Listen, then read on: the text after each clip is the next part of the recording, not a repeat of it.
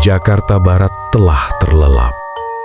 Jam menunjukkan pukul 1 dini hari ketika seorang pria bernama Bli Angga menyalakan motornya.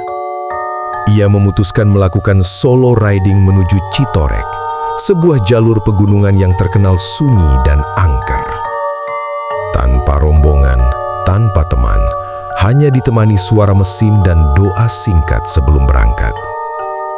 Ia tidak tahu bahwa malam itu ada sesuatu yang sudah menunggunya di balik gelap jalanan.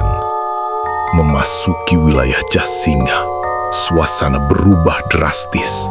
Jalanan semakin sempit, gelap, dan nyaris tanpa penerangan.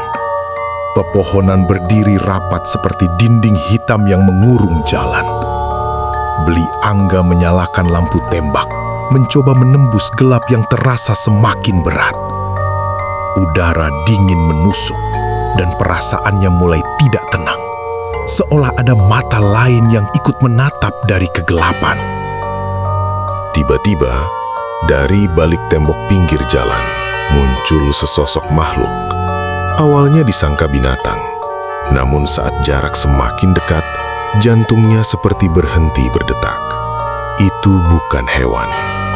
Sosok itu berkepala botak, kulitnya putih pucat, hidungnya jelas seperti manusia, dan yang paling mengerikan, matanya menyala terang menembus gelap. Bli Angga refleks beristighfar. Motornya oleng, hampir terjatuh. Sosok itu hanya diam, menatap, lalu lenyap begitu saja. Setelah lolos dari Jasinga, Bli Angga memasuki hutan kesepuhan Citorek. Kabut tebal turun perlahan. Suhu terasa jauh lebih dingin. Jalan menanjak, dikelilingi hutan lebat dan pohon pisang liar. Sunyi, tidak ada suara binatang, tidak ada angin. Hanya suara mesin motor dan nafasnya sendiri. Saat lampu tembak diarahkan ke sisi hutan, Bli Angga membeku. Di atas pohon pisang, bertengger sosok kuntilanak putih, namun ukurannya tidak normal. Tubuhnya sangat besar, melebar hingga beberapa meter. Kain putihnya menjuntai panjang, rambut hitamnya terurai menutupi wajah. Aura dinginnya seperti aliran listrik yang mengalir dari kepala hingga kaki. Ia tidak berani berhenti. Gas ditarik, motor melaju sekuat tenaga, menembus ketakutan. Beberapa desa dilewati, rumah-rumah berdiri rapi. Lampu ada, jalan ada. Namun, tidak ada satupun manusia. Tidak ada orang di pos ronda, tidak ada suara televisi, tidak ada gerakan.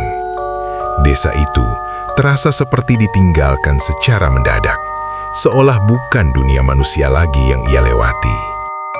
Baru setelah kejadian itu, Bli Angga teringat pesan para rider senior. Jalur Citorek jangan dilewati kurang dari 5 motor. Ia tersenyum pahit. Malam itu, ia sendirian. Dan apa yang terekam kameranya menjadi bukti bahwa pantangan itu bukan sekadar cerita. Perjalanan itu akhirnya selesai, namun pengalaman tersebut akan melekat seumur hidup.